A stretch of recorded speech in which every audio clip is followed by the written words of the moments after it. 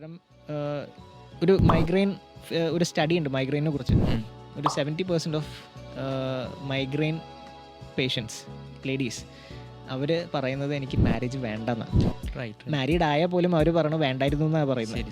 കാരണം വേറൊന്നുമല്ല, ഇത് ഇവർക്ക് അവരെ തന്നെ നോക്കാൻ പറ്റുന്നില്ല.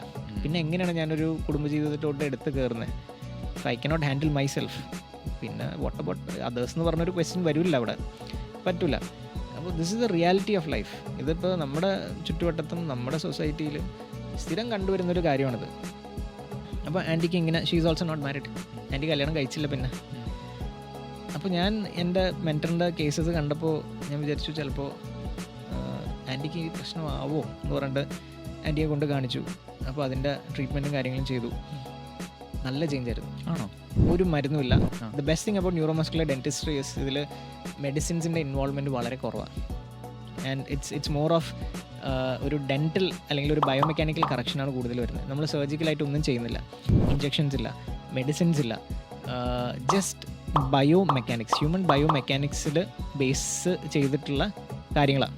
If you can play around with bite, ഈ ബൈറ്റ് വെച്ചിട്ടുള്ള കുറേ കാര്യങ്ങൾ നമുക്ക് ചെയ്യാൻ പറ്റും. You can make a person or break a person. Okay, പുള്ളിക്കാരുടെ കഴുത്ത് വേദന മാറി. ഓക്കെ, ആൻഡ് കൈ മരവിച്ച് പോകുന്ന പ്രശ്നങ്ങൾ അത് മാറി, ചെവി വേദന മാറി, തലവേദന മാറി. അപ്പോൾ തന്നെ